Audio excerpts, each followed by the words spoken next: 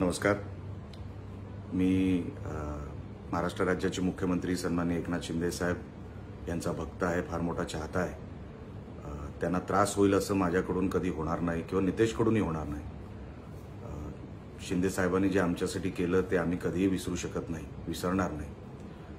पण काल आमदार भरत गोगावले यांचं कुठलं तरी स्टेटमेंट मी वाचलं आणि त्याच्यामध्ये